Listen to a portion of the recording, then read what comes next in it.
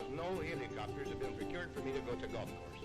Thank you. I've never said he wasn't a great politician. I'm just saying he's a officer. It's supposed to be an interview. How'd you play out there today?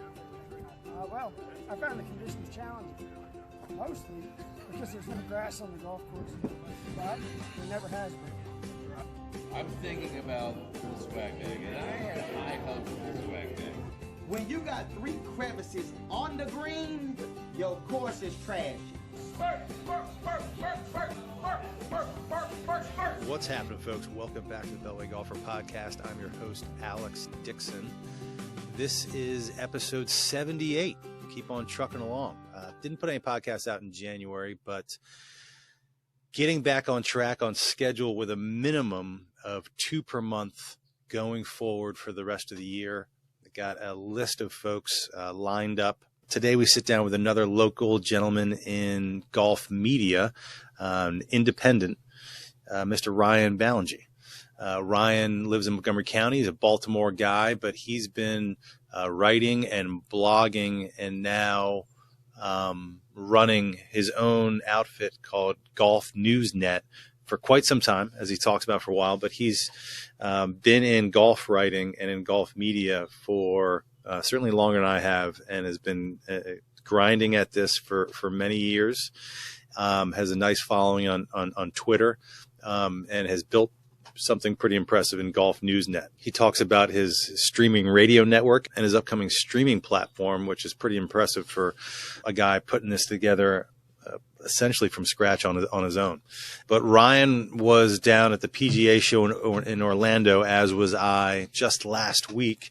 And so we start off our conversation kind of talking about our experiences at the PGA Show, what we saw, our thoughts of how it's changed over the years, and just what goes on at the PGA Show in Orlando. So this is kind of a kickoff episode, but we also talk about all kinds of stuff, even some local non-golf related sports news, as when we recorded this the morning after the Baltimore Orioles were sold, the big influx of investment from the Strategic Sports Group into the PGA Tour. And so we kind of hit on a lot of different topics, but it was fun to chat with Ryan for a while, and hope you enjoy the episode. Not much else to go over. January is a pretty quiet month in golf as far as local golf news.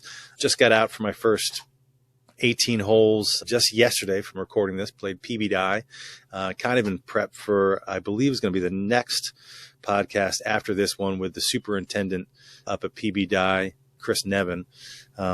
And so I actually hadn't played the course in a while, but it's in great shape. But not too much else to share. Let's just get to the podcast and our conversation with Ryan, and expect some more fun pods and some bigger projects that we're getting ready to announce coming up this year. So stay tuned. But in the meantime, enjoy our conversation with Ryan, episode 78 of the Bellway Golfer Podcast. Enjoy. All right, we're here with Mr. Ryan Ballangee. How are you, sir? Doing well, Alex. How are you? So I appreciate you joining. One of the reasons I wanted to have you on is we're the week after the annual PGA Show down in Orlando. You and I didn't connect down there, but I saw you in the media. You were having, I think, a meeting in the media room. Didn't interrupt you, but I saw you down there. So I wanted to. We've met before, but haven't had you on the show, and wanted to talk about a whole bunch of different things, but maybe start off by talking a little bit about the PGA Show, giving folks a kind of a glimpse of what happens down there. If anybody with social media, there's so many photos and videos of everyone's kind of experience, and it's people making different reels and so on and so forth. But let's start by how long you've been going down to the PGA Show? I think for the better part of 15 years. I think I mentioned to you, I know I've mentioned other people, I definitely haven't gone all of those years. There were some years where I skipped. I don't remember when or why. I'm pretty sure I know why. I don't think I was doing a whole lot of business with either Golf News Net at that time, or maybe I was with Yahoo predominantly, or something along those lines. But really the last 5, 6, 7 years, I mean, I've definitely been going. And obviously we had the interruption with COVID in 21, but predominantly been going for the last 15 years. So I've kind of seen just before the Great Recession through that piece of it, then through COVID, then the golf boom because of COVID, and seen all the waves of up and down for this exhibition, this big show that really does bring a lot of people together. Yeah, no doubt. What's interesting, I've been, I don't know how many times I've been, but I think my first one was probably about 7 years ago or so. The first one I went to, and where I'm going to go with this is so many people, kind of like some old heads that have been going for 20, 30 years, talk about how huge it was 15, 20 years ago before I ever went. But the first year I went was when TaylorMade was doing their big Got Loft campaign. I don't know if you went to that one, but they literally, I mean, I don't know how many millions of dollars they invested.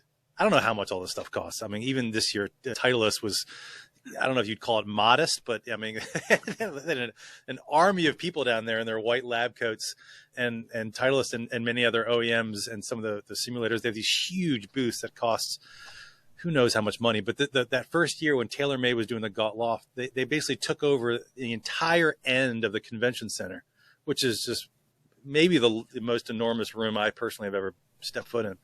And then just to tell the golfing world that we all needed a few more degrees of loft, and then to maybe change that message that the very next year. But it's kind of mind blowing. So over the years, you kind of mentioned, we'll kind of get into all the different, your career in sports journalism and what you got going on. But so when you started going, it was pre Golf News Net. You said you were a writer for Yahoo. So when I first started going, I think I was running my own personal blog that would have been, there were two at the time. So there was the precursor to what is now Golf News Net, was called the GNN blog. I created Golf News Net 21 years ago, basically as a host for my podcast, the 19th Hole Golf Show that I had started in 2002, and wanted to kind of create a little golf media site to go along with it instead of people just coming to listen to the podcast. And I started going, I guess 2007, 2008 was kind of blogging there, was starting to write for SB Nation's Waggle Room. That was their golf blog at the time, RIP to Waggle Room. Mm-hmm. And I just kind of wanted to understand what it was all about. I mean, we were starting to do a little bit of equipment. I've always kind of focused more on professional golf and tour golf and that kind of thing in my writing and in my work. But I just kind of wanted to see what all the fuss was about. And it really did kind of live up to it. And, as I've mentioned, the show's gone through ups and downs over the years. I mean, a couple of years ago in 2022 was probably the saddest I've ever been at a golf thing. I mean, just the lack of people there, and just kind of felt like a fraught moment for golf in terms of a professional environment having something like this, because so many people have figured out a way to do their business virtually. That would you ever need something like this again? And to kind of go from at the time I first went, that everything was hunky dory. Lots of people were making money. House values were up. Everybody had equity in their house, and interest rates were kind of low, but not that low yet. And, then it all falls apart. Golf courses start closing en masse.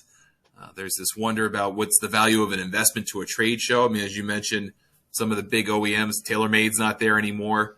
They used to spend a good 7-figure chunk of money between how much they exhibited at the show and booth space, and that's not cheap.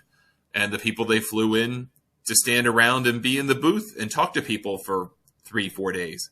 Right. And, some of those companies have to kind of either scale back their investment, but then Callaway came back. Titleist stuck with it. Cobra's been a part of it. Bridgestone's been a part of it. And they're kind of the anchors of a show that isn't exactly the same as what it was. I mean, there aren't these massive hundreds of thousands of dollars upscale presentations at night anymore. That stuff has kind of gone by the wayside. Some of the parties that used to exist that were just 6-figure lighting money on fire, those aren't really there anymore. But the gathering this year, I thought, was as strong as it's been in probably 10 years at this show. So there's some room for encouragement, some reason to be happy about where things might be professionally. Yeah, I got that feedback from some people I spoke to as well, that this year's show definitely seemed to be bounced back quite a bit. I was at that same one you mentioned in 2022, and what was interesting about that, obviously COVID was a huge part of that but also the industry, like you said, kind of adjusting to the way business is done now, since, most PGA Tour pro shops and pros, club pros have already placed their orders, where back in the day, this is where you did that. But what was interesting about that was in 2022, that was 2 years after COVID. And so the golf boom was underway. And so I remember thinking that the show was going to be back, bigger than ever, bigger than I've ever seen. And it really wasn't, but it certainly seems to be heading that direction. Yeah. I don't keep track of the OEMs quite as much as some other folks, since I'm not a total gearhead, and I don't really do equipment reviews and that sort of stuff. But I didn't realize it had been that long since TaylorMade had been there. But I was talking to one pro at the show on the show floor this year, and I guess it's been like since 2019 or 2018 that since TaylorMade was there last, which is kind of interesting. And they seem to be doing. Yeah, they've kind of made the choice that they can get their investment better spread out, whether that's working with the 4Play guys or other influencers, or using different means of attracting a customer instead of worrying about, frankly, a network of not guaranteed customers, but pretty close to guaranteed customers in PGA professionals and pro shops and brick and mortar shops and those people that already have these relationships and contracts. Why are you spending money on that when you can go and acquire customers in a different fashion? So, I mean, from a financial perspective, I completely understand why they have skewed the show and just said, we don't need any part of this. I feel like that's been an opportunity for a couple of different brands who want to align themselves with the professional side of the industry, a Titleist, a Callaway, to say, yeah, they're not here, but guess what? We are, and we support you, and we support the show. Take that for what it is. And I don't know what that means to them or to the people who might be buying from them, but I think different strokes for different folks kind of thing. Sure. What about at this year's show? I mean, I know you were down there doing a lot of meetings and that sort of thing, but anything that you saw that interested you on the show floor, going by some booths, whether, small companies, big companies, whatever, anything that jumped out at you? I mean, a lot of the meetings that I do, it's a mixture of things. Some of it's business development. Some of it this year is about, as I think we may get into a little bit later, we've got a TV network or a streaming TV network coming. Just trying to kind of sew up and secure partnerships and talk with people in person that we've been having these conversations over Zoom or on the phone. And then some of it is just still purely going to the show floor, go see something cool. And some of that is represented by friends of mine in the industry. I mean, I love True Linkswear. They're great. They make great clothing, great apparel. It's extremely comfortable, keeps getting better. Jason Moore is a guy I really respect and appreciate, and we have good conversations, whether it's about product or just life. The guys at Swanee's, that I met them 7 years ago, I believe, and they came to the show with a contraband backpack with the no booth. They came in an RV they had rented, and they showed up to show people their golf sandals. And I remember meeting with them. I was probably one of the few people that did, and just said to them at the time, if there's anything I could ever do to help support you, if there's anything I can do to help you grow on your journey, please let me know. I'll try to do my best. And 7 years later, they're huge. I mean, they've grown so much, and our paths kind of track in different ways. I mean, obviously on the media side, they're on an apparel side, but we get together every year for probably 15, 20 minutes on the back end of Thursday, or maybe sometime late on Wednesday, and just kind of talk. And it's some of my favorite minutes of the year, not just at that show, but period. Just to kind of look back, and go, how the hell did we make it? How the hell are we here? How did it all work out? And then to see them grow and their team grow from 4 people to 30, 35 people is wild to me. So that I always make the time for that. But also just to see people who put their savings on the line, put their money on the line. Like I said, it's not cheap to have a booth at this show. And we talked about the multi-million-dollar spends from the big OEMs, but it's still a $20,000, $25,000 investment if you are someone who has an 10 by, let's call it a 10 by 10. I don't know the exact measurements, but let's call it a 10 by 10 booth at the show. And to have the guts to show up with a product or an idea or a service and just kind of go from there and see if you can sink or swim in this massive 1 million square foot environment, I think is fascinating. And some people do, a lot of people don't. But I always wind up finding someone like Kavua Golf, a kid named Dylan, who decided to invent this training tool because he had a fundamental need for it. His parents were sick and tired of holding an alignment stick at his head. And so he invented effectively a training tool that allowed him to set up his alignment sticks for different drills as he wanted. Brilliant idea. Found an investor. He's off and running. He's doing stuff that we couldn't do if we invented a product 10 years ago, where you could have it sourced by Alibaba. You can have it made there. You can have it shipped to an Amazon logistics facility that will drop ship everything for you and take care of all of that for you for a fee. Those things, we couldn't have done that 10 years ago. I love that a 20-year-old kid decided, you know what? I'm going to do that. Companies that did work out, like Golf Genius. I remember meeting Golf Genius. I don't remember how many years ago it was of the show. I had not heard of them, had no idea what they were doing. Sat with them, was like, what exactly are you doing? And then the founder at the time sat down with me and talked me through. I was like, this is, I mean, no pun. This is genius. This is a great idea. And now they're everywhere. You don't play in a golf tournament without Golf Genius anymore. So to see some success stories kind of play out over the long haul is also a great part of the show. Yeah. I didn't realize that was kind of the minimum investment for $25,000 to get in. And, it's a huge risk for small companies. I mean, there's a local guy who's got a great training tool. He was on the podcast, Mike Dixon, who's a PGA match professional out at Little Bennett in Montgomery County. And he's got the Lag Master.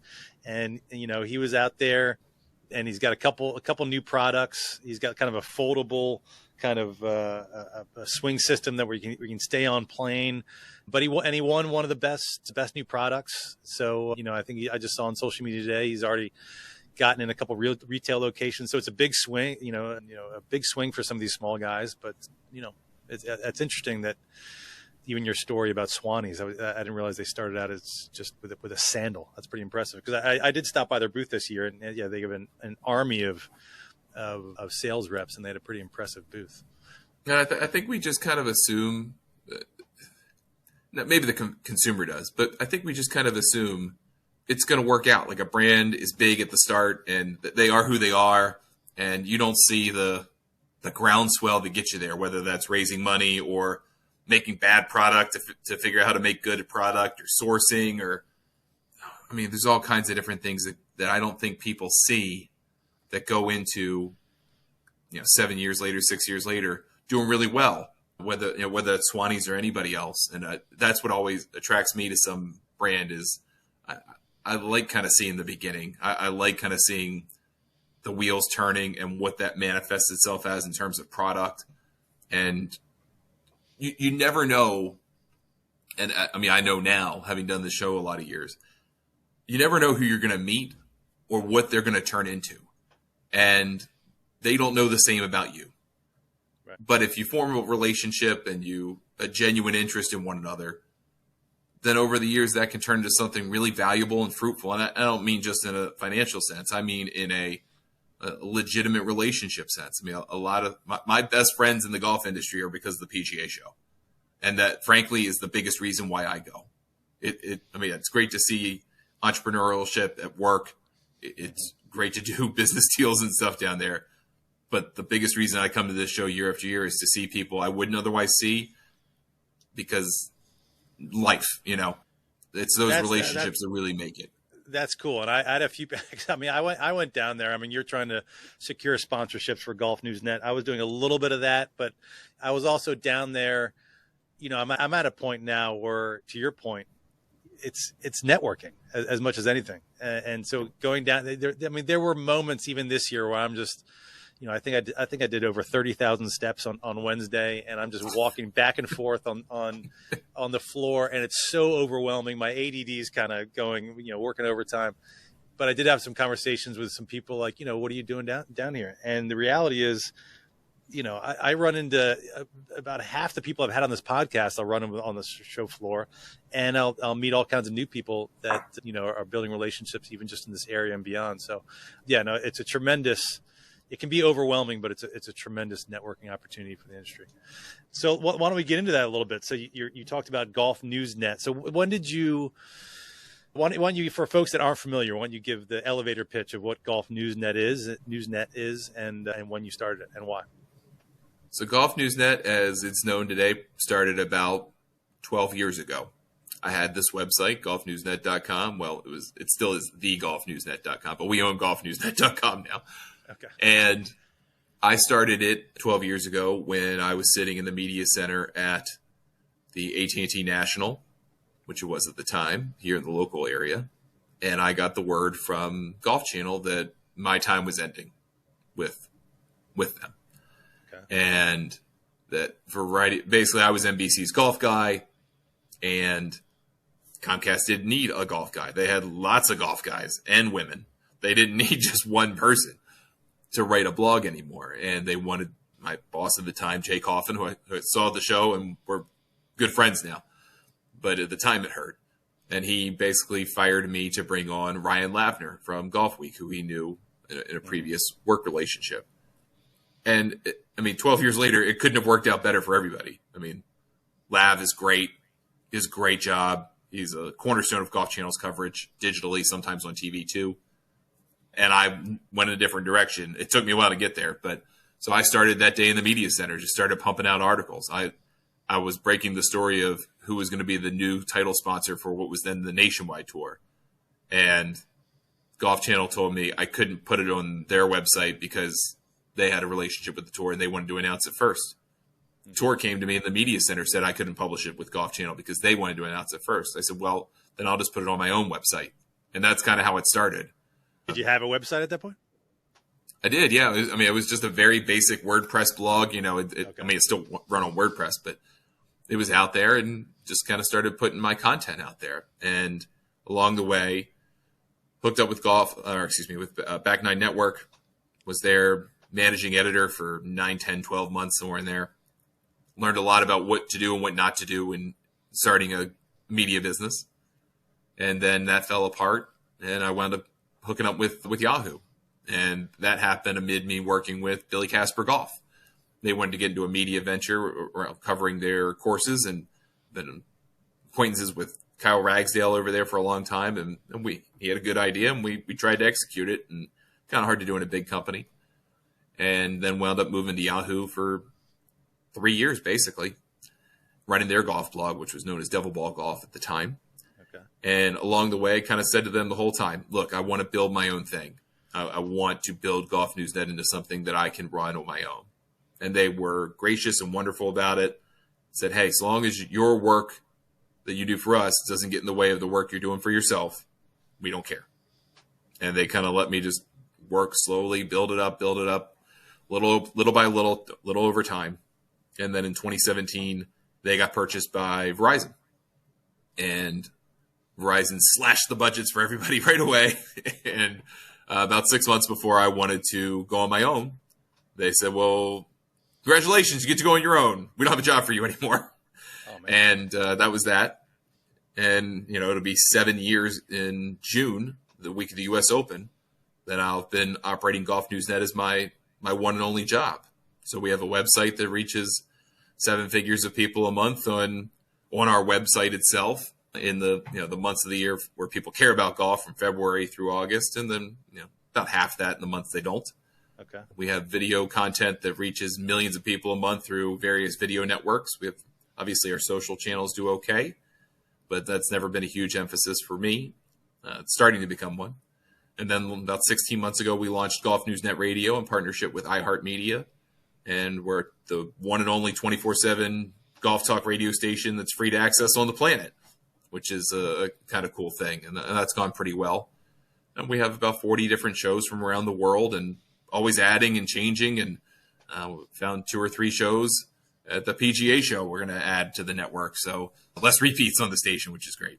And then in about 6 weeks, we're going to launch Golf Newsnet TV, which will be a 24/7 free ad-supported TV. The acronym is FAST, streaming channel on a variety of different streaming platforms. And we'll grow that over the course of the spring, and probably by June, we'll feel like we'll have it in a good place. But that'll be a mixture of original content from us, talk show content each day. They'll simulcast on the radio, and original content that we'll produce, content that other people have already produced, whether that's for television, the shows you might see on a regional sports network like Monumental on the weekends or Masson on the weekends.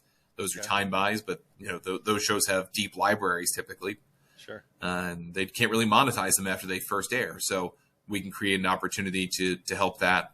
With other partnerships that we have, we'll have regular content coming in as well. And we'll do something similar that we do with the radio station, which is try to have 8 to 10 hours of fresh content each day that we rerun once or twice, basically. Oh, and so you can pick up those shows, like an original show might air on Monumental or Masson or something, that, for example. Then after it runs that first time, you can pick it up and run it on your own on your channel. They can even run it with us first run. So what happens in those situations is interesting. So there are probably a dozen of these around the country. Some are regional, some are national.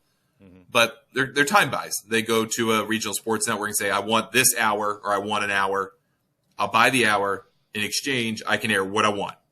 I can air my show. I can air my commercials. I monetize that hour how I want. And the stations are fine with that because that's guaranteed money for them. Mm-hmm. And a lot of the folks who do this have done it for 5, 10, 15, 20 years. I mean, they're survivors. They figured out how to do it, how to make it work for them and their financial and personal interests. And they've developed this huge library of shows. And a lot of them are travel focused. A lot of them are timeless. They don't need to be current. Golf doesn't change that much. Right. So they have these huge libraries of shows that they really can't do anything with after they air them. And some people I've talked to have literally said to me, I delete them after I air them. So we've been trying to find good content partners in that regard. And eventually, as we go along, we'll infuse more original content and take out some of the repeats throughout the course of the day. And that's probably a 2 or 3 year project to kind of get it where we need to be. But at least at the outset, we'll probably have 5 or 6 original hours each weekday. That's our stuff. Mm-hmm. 4 hours or so of someone else's. And we'll kind of blend all that together and put it out there on these streaming platforms that are growing pretty rapidly as kind of an alternative or bolt on to a streaming subscription or a cable subscription. Interesting. So like someone like myself, just to put this in real world terms, like, we cut the cord a couple of years ago. I have, what do I have? I've got a Fire Stick. I think I subscribe to Hulu, but the Fire Stick's got all these different apps I can download. Is the concept that this streaming channel would be an app that I can download onto my Fire Stick or my Roku stick or whatever I have? Or would it be a part of one of these larger streaming services like a Hulu or like a YouTube TV or something like that? Both, actually. So we have apps today for Roku and Amazon and Apple TV, and we'll redesign those as part of this rollout. We're working on that now. But there are these streaming platforms out there that are like Pluto or the Roku channel or Freevee or Tubi or Plex or Zumo. There's Vizio, Samsung. I can keep going for a while. There are probably 8 or 9 kind of top tier ones that effectively have this, again, it's called FAST, free ad supported TV. And that their app, their part of that platform is, we're going to look like a channel grid, a channel guide. You pick this channel, you watch it, it looks like normal TV, it acts like normal TV, but it doesn't cost you anything. And there's a mixture of channels. Some are 24/7 reruns of God knows what show, Gunsmoke, Law and Order, Price is Right. I mean, go down the line. And some of them are intending to be kind of television channels that just aren't on cable. And we're going to kind of fit in that bucket. There really is nothing like this in the golf space. The PGA Tour has a channel that really just airs old tournament highlight movies, one after another after another. And there's really no one else doing this in this space. So I've always tried to be kind of a first mover in anything that I've done, because I feel like that's my only advantage, is if I can do it first, then I can establish something that the followers have to kind of build upon and beat. And that's why we've done it with, it was one of the first golf podcasts ever. Certainly the radio is the first kind of thing. And we're going to do the same thing with TV. And then I'll run out of ideas and won't do anything else. That's interesting. And then if you're able to do, first of all, is there a name for this network yet? It'll just be Golf News Net. Got it. And then will you be able to, like, if you download its own app, will the programs be on demand as well? Like the certain shows you want? Yep. So it'll be a mixture of, hey, you can watch the linear channel live, or you can just pick and choose what you want to watch. The show that I keep going back to in my head as you're talking about this, because it feels like it fits this category. I don't know if you've talked to him yet or not, but he was on this podcast. But Down on the Eastern Shore, Endless Golf, Bobby Vermillion. Are you familiar with him? I watch that sometimes on the weekend. I haven't talked to Bobby about it. I don't know Bobby personally, so doing that outreach I've kind of saved for once His we show kind of seems launched like a little bit. because I had him on the show. I didn't really get super into the specifics of how he ends up on, but I think it's shown on Masson. Yep. But I don't know where else he does it, but I know it's on Masson. Same kind of thing. It's kind of timeless. It's not necessarily, he's out with pros, usually on the Eastern Shore, just playing a couple holes, talking about the course. And it could be 5 years old, and you really, as long as they haven't done a course redesign, you don't really know. And it probably only plays a couple times. So that's the kind of show that I think in my head. And oh, by the way, I love that show. When it comes on, I stop and watch it. It's a great little Saturday morning show. Again, we're all sickos about golf, right? I am half convinced, and I have not had this conversation yet, but I intend to. I would love to talk to the people at Pebble Beach and go, hey, can we just run a show that just changes between your webcams at Pebble Beach for an hour? They have 4 of them. They have a first tee, 17th tee, 18th green, practice green. If you played that with full sound just for an hour, no commentary, no nothing, I swear to you, thousands of people would watch it because it'd be like, it's Pebble Beach. This is incredible. I get to watch it live as it's happening. And you could do it at different golf courts. You could do it at Bandon. You could do it at Stream. Name your resort. They would love that kind of thing. Yeah, I know Bandon already. Yeah, a lot of these courses already have those streaming cameras up on their website. But that's like the golf equivalent of the fireplace. It's the golf Yule log. Exactly. Right, You're exactly right. Log, right. And people will go and watch it because a lot of us will never get to those places and play. But it also is just kind of pleasant background noise and a pleasant visual. So I haven't figured out exactly how I want to do that yet, but that is something in the back of my brain that I want to go to those kind of resorts and go, hey, it's free pub for you. I mean, it's free marketing. And like I said, it's easy programming that I know people will watch, especially like if we did it, let's just say dawn. Like if we did it dawn at, Pebble Beach. All right, well, we could do that for an hour. Why not? People would watch that. Sure. Especially if if there's a lot stranger things on TV than turning on the TV and just having that run on the background while you're, cleaning up the living room or something like that. So what about the radio network? Where can people tune into that? Like if I wanted to, when we hang up here and I wanted to listen to your radio channel, how would I do that? Bunch of different ways, frankly, too many. But you can go to golfnewsnet.com and go to the radio page that has a radio player on it, a full list of our schedule, links to all of our shows. We have show pages for every show on the network, so you can go and find it and subscribe to it on your favorite service if you want to listen to it as a podcast. And that's kind of one of the goals of this, right, is to try to expose people to good golf audio, not just listen to our station. We know there are a lot of ways to consume it.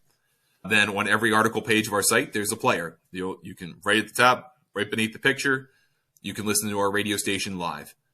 If you don't want to do that, or if you haven't been to our website before, you can go to the iHeart app on your phone, Android, iPhone, either's cool, and search Golf News Net Radio. You can subscribe to the channel. You can listen to it in the app. You can listen to it in your car through Apple CarPlay or Android Auto. You can listen to it through your smart speaker. Just tell your assistant to play Golf News Net Radio on iHeart. You can do the same thing on TuneIn as well, by the way. You can also, they actually have a TV app on iHeart that you can listen to the radio on TV. Don't know why you would do that, but you could. And then for our international friends, and frankly, you can do this in the U.S. too, but we don't advertise it as much. But for people outside of iHeart's kind of domain, which is the U.S., Canada, Australia, New Zealand, there's one other I forget. But outside of those countries, we use TuneIn. So you can listen to us all those same ways.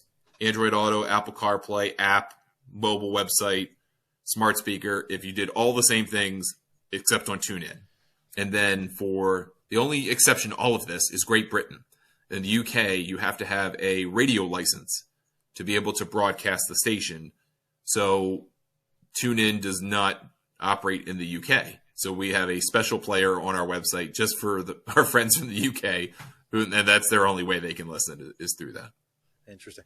I think this is kind of genius as well because obviously I'm a podcaster and I'm into podcasts, but all podcasts really are is on demand radio. And what you're doing, and correct me if I'm wrong if I'm misstepping, but you're kind of taking that and putting it back in reverse because so many people consume media in so many different ways. And there's also just so many, we both know this, there's so many podcasts. There's so many golf podcasts. And, we've all got our 2 or 3 or 4 that we kind of maybe listen to on a regular basis, but finding new ones and uncovering podcasts, it can almost be underwhelming. I mean, there's just so many out there. So the idea of just taking podcasts and then putting them on the program, so turning it on like you would turn on like a PGA Tour radio and just listen to whatever golf content is there, and maybe you love it, maybe you don't, but you're just kind of listening what's being put on. I think it would appeal to a lot of people. Yeah, I think it's worked out pretty well. I mean, the whole point of kind of bringing those podcasts to a radio format, and we'll take a 40-minute podcast, an hour podcast, whatever. We don't have a very strict clock, right? I mean, podcasts don't work that way. We don't work that way. But we'll take a show that's, 45 minutes, break it into 3 15-minute segments, put a little commercial break in between. We're good to go. And the important thing for us is to make sure that we identify to the person listening when we take breaks, hey, here's the show you've been listening to. And when you come back, here's the show you're listening to. And hopefully in the end, that leads to additional discovery for people. Because like you said, I mean, there's probably 300 golf podcasts in the English language right now, which is bananas to me. And some of them aren't active, but a lot are. And so how do you stand out from all of that in a world where there are probably 10 that get a very large audience? Right. And if my point of view is, and then throw in golf radio shows. There are lots of great golf radio shows out there. Some are national, many are regional. I thought the number was higher than 300, by the way. Maybe I'm lowballing it. I have no idea, but it's a lot. Yeah. And some have, their very specific niche, whether that's a certain topic, whether it's a certain area. I mean, we have a show on GNM Radio. It's Utah Golf Radio. Yeah, I mean, they talk about some Utah stuff, but they talk about a lot of stuff that's related to anybody who would listen from anywhere. So I'm willing to kind of trade off a little bit of local focus. Danielle Tucker is amazing. She's out in Hawaii. She does some stuff that's Hawaii focused, but most of her guests for her 90-minute show are national or international. So again, it's okay to have a little local focus, and we can have a national conversation at the same time. We could do both things, and hopefully that leads to, and has led to so far, a bigger audience for each of those shows that participate. Is a goal, or is this even on the table at some point? And I'm only asking because I get it in my car. Sirius XM, obviously they've got PGA Tour Radio. Are they in a contract where that's the only golf channel they can have, or is that something that you could see down the road, maybe getting on there as well? That's a good question. I don't think there's necessarily an exclusivity around it. I mean, at least I've never had that conversation with them. Could we do this? And to be fair, we're only a little over a year into the concept. And they have their own programming that's really centered around, obviously, professional golf. A lot of it is professional golf driven all day, every day. And we have differences in that. I mean, we have programming on pretty much every topic in the game.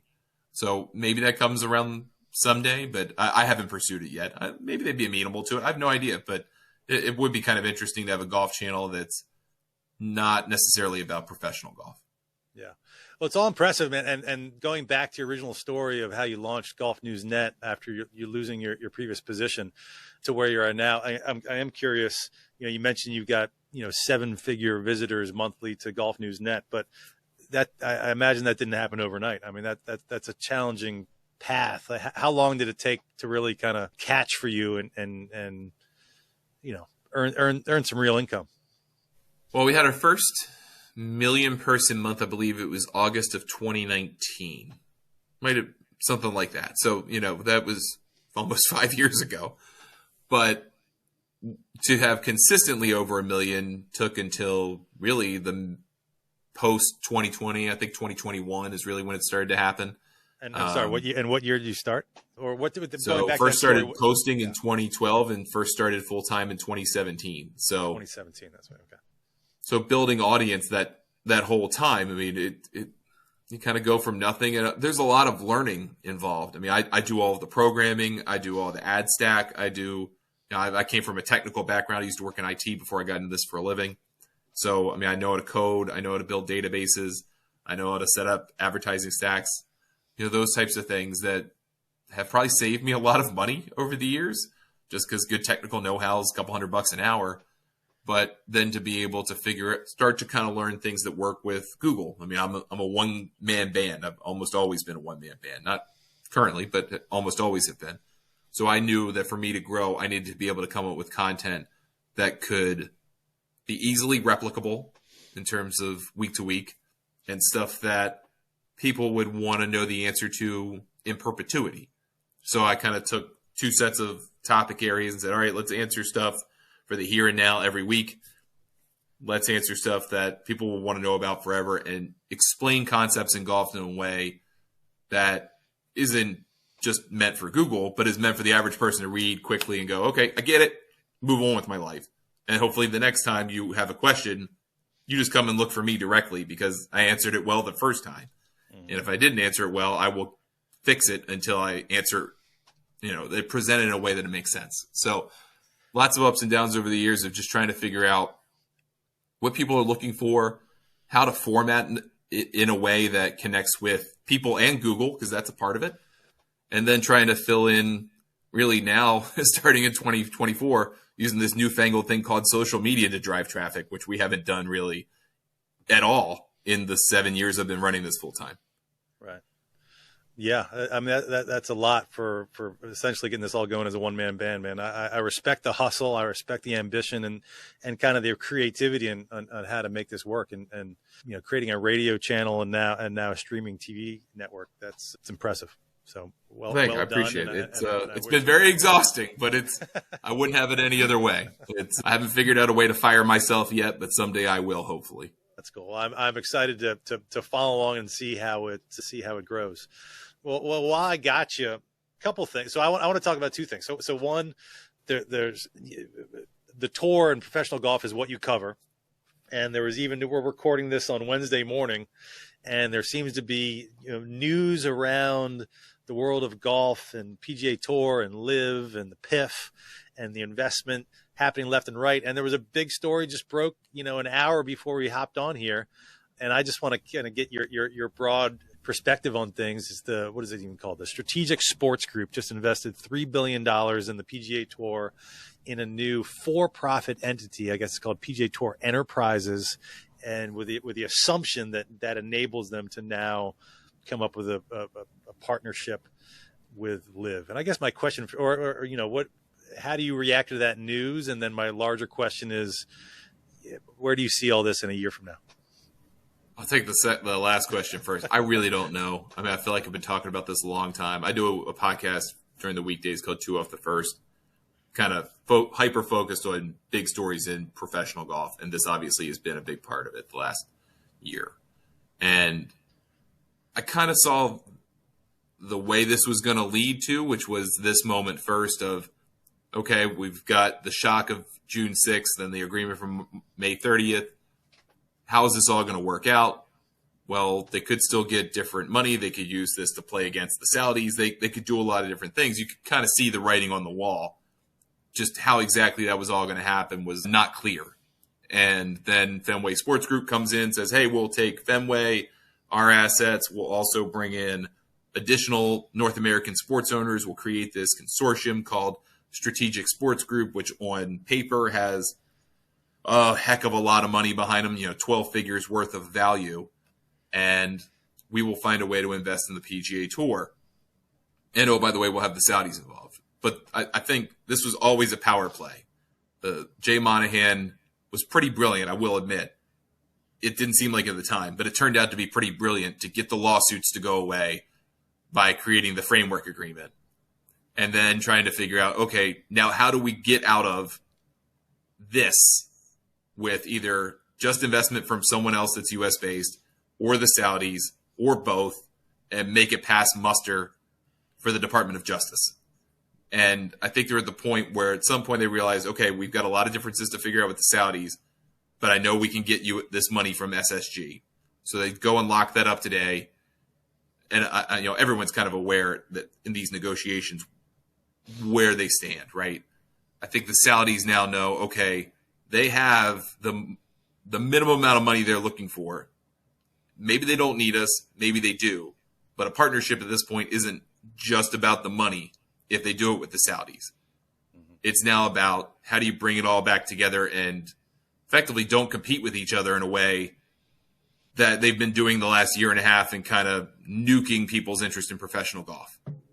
And I think that's the next step from here is, okay, we've established a valuation. Somehow the PGA Tour's assets are worth $12 billion.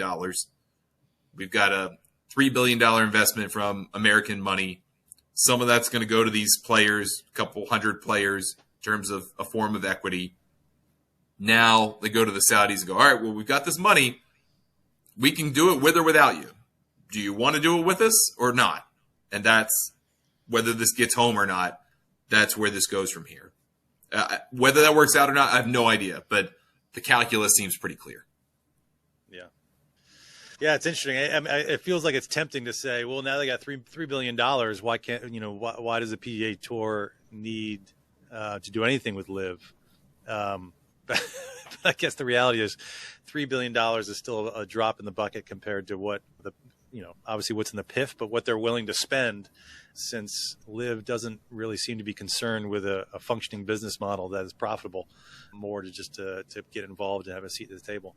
I mean, do you think there's been a lot of speculation amongst golf media that this is the end result is going to be some type of world tour that will include stops in Saudi Arabia? Is that what you see? I mean, I threw that idea out there in 2022 just for the PGA Tour, that if you wanted to create this kind of global series above and beyond the PGA Tour, that's what you would do. And in a weird way, it has kind of followed that. I think that discussion is still very much on the table. What I don't understand from the Saudi perspective, and I'll never understand because I don't have $700 billion at my disposal, but why would you throw hundreds of millions of dollars at Jon Rahm, another reported 50 to 60 million at Tyrrell Hatton? They signed Lucas Herbert, who was formerly a top 50 player. Adrian Meronk, who's the reigning DP World Tour Player of the Year. They didn't get nothing for going to LIV. They got some. So you spent somewhere in the neighborhood of, let's just call it $500 million to acquire 4 players. Mm-hmm. One, obviously, way more worth than the others.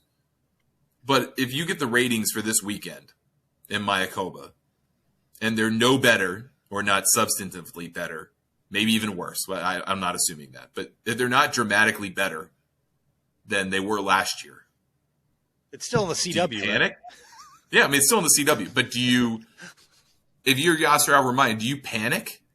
You go, well, we bought the reigning Masters champion and no one gives a hoot? What do we do now? Because let's just say it falls through. Let's just say there's no deal between the PGA Tour and the Public Investment Fund. Well, there's kind of been this chatter, okay, well, maybe they could just go buy the DP World Tour. Well, I got bad news for everyone who thinks that, because the PGA Tour owns 40% of European Tour Productions. So they own basically backdoor 40% of the European Tour. How are you going to do that? You're going to have to pay the PGA Tour a large sum of money to buy them out. So that's not going to happen imminently. If LIV just continues on in the background and no one cares, why are you spending money after it? That doesn't make sense either. At some point, Yasser Al-Rumayyan has to answer to MBS in terms of, what are you getting for this? Why are we playing this game? And I don't really know the end yet. It could totally work out tomorrow. Everybody has a deal, and everyone who made the deal is happy with the deal. Or this could go on for 5 years. And both of those outcomes, I think, are totally possible. Yeah, it's interesting. I mean, the fear of all this is that, people talk about, golf becomes tennis, where the 4 majors are the only thing that anybody cares about. And that's certainly, you look at the winners so far this year on the PGA Tour, aside from the kid from Dunlap, maybe? Yeah, Dunlap. Yeah, exactly.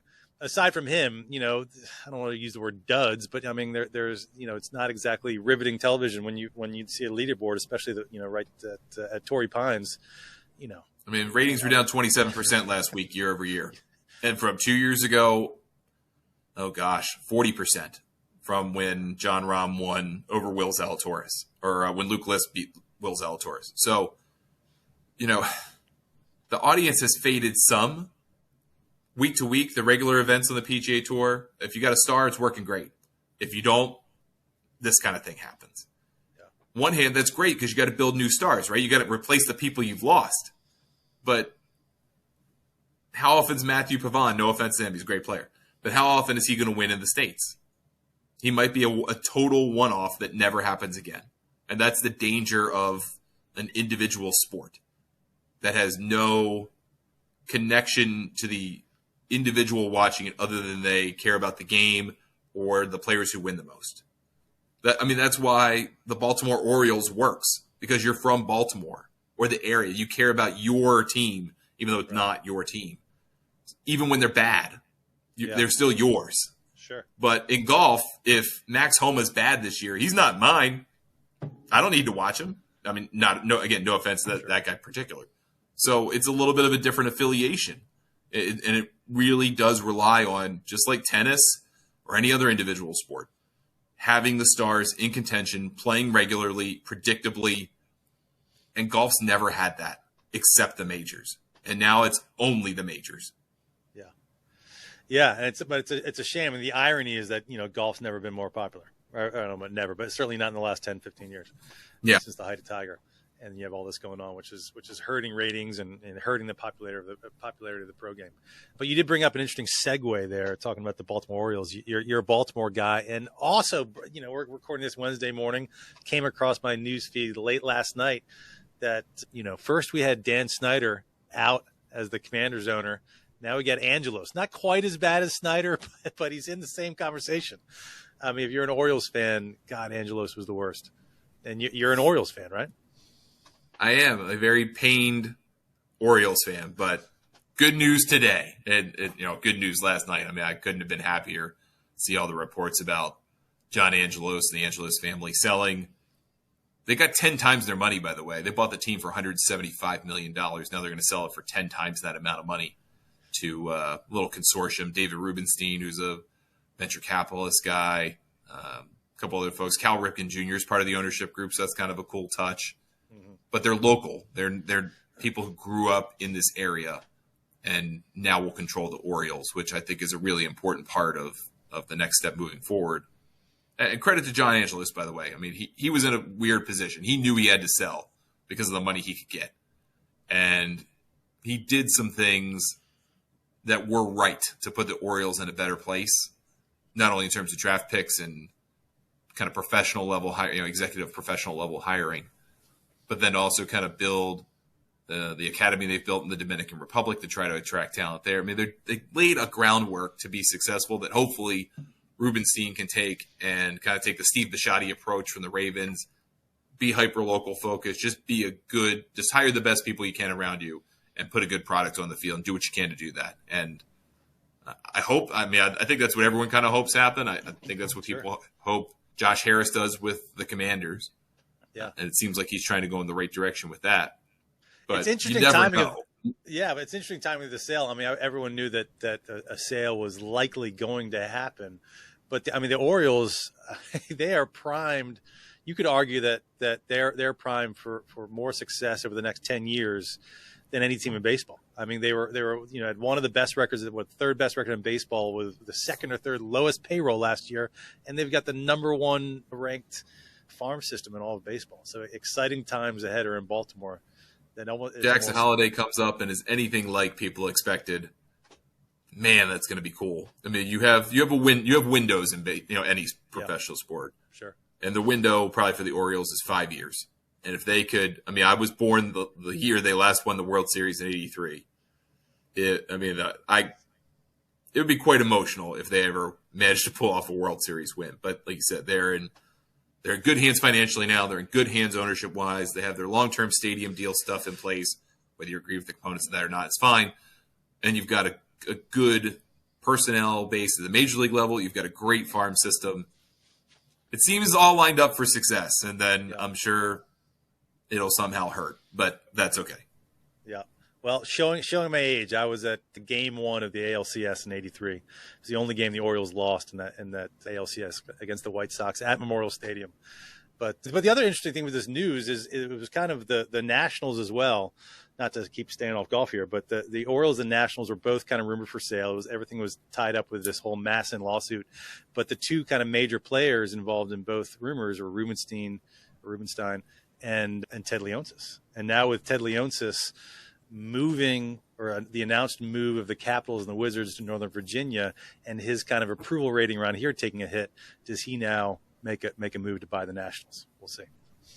Yeah, I mean, we could do a whole non-golf podcast about Ted Leonsis and how he has just absolutely torpedoed his reputation in this area, especially the last 6 weeks. But that was a long time coming.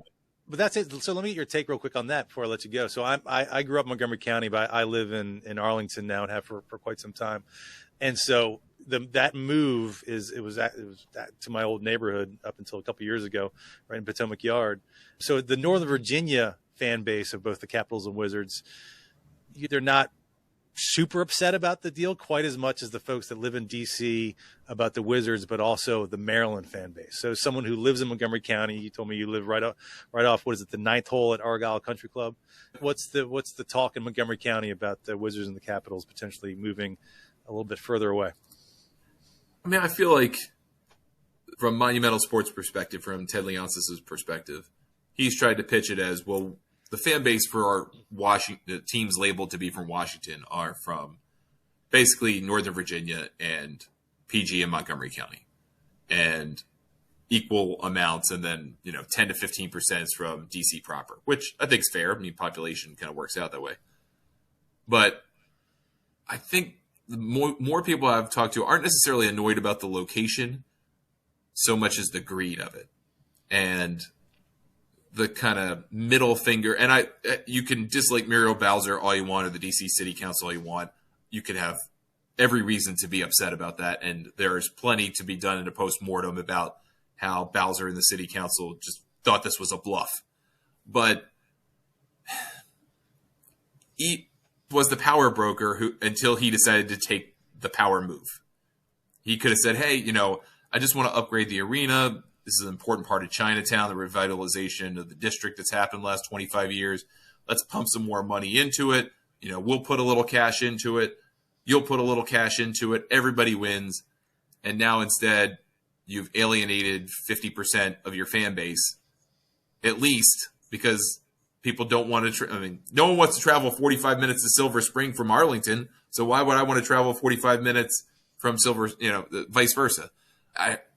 I don't think that was smart. I don't think that was well thought out enough. And then from last week to come in and do his email blast about trying to explain all of his rationale behind it, and then to try to encourage people to put signs in their yard to support something that really only benefits him is... Oh, I didn't see that. Chef's kiss stuff. I mean, if you can go find it, probably on their website. I think Leonsis also tweeted it out. But holy cow. I mean, that is the tinniest of tone-deaf stuff that you can imagine. And you're the guy in charge of these things? And if you buy the Nationals, how much worse is this all going to get? It's almost to the point where you're like, maybe the Lerners don't need to sell the team yet until we can go find someone else to buy this thing. Yeah. I mean, I don't think do the Lerners care who the buyer is? I mean, I think Leonsis, see Leonsis announced in his press conference that he wants a baseball team, and he wanted it local. And I think he even mentioned the Orioles over the Nationals because they're the only ones that are truly local or local enough. I think the fact that his approval rating has taken a hit will just motivate him that much more to try to buy the Nationals as a signal to say, hey, I am investing in DC. We'll see. Time will tell. I don't think he is the right guy. I'll just put it that way. I mean, I respect what he has built, but it feels like we've gotten to the point where he's drunk with power is the wrong phrase, but he controls a little too much. And I think this has kind of been a humbling moment about where he actually stands with his public. Sure. Yeah, well, it'll be interesting to see it all unfold. But listen, we're coming up on an hour here. It was fun to talk a little non-golf, and it's always interesting. There's just a lot happening around the DC and Baltimore area in the sports world. A lot of ownership changes. There's a lot of exciting golf stuff happening over the next decade. With everything that's happening congressional, National Trust, and a lot of the USGA events coming. So it's an exciting time, not just in golf, but in sports around this area. But I wish you all the best. Congratulations on everything that you've built with Golf News Net. And thanks for coming on the Beltway Golfer podcast and rapping for a few. Thanks so much for having me. I don't have a good golf game, but I don't really care. I'm a regular dude living in DC, and I want to know about DC-centric golf stuff. you can tell me something that I don't already know, then that is great for me. I don't want the regular stuff. I want exciting stuff. I want different stuff. I don't want stuff I can't hear elsewhere. But I want it to be about DC golf.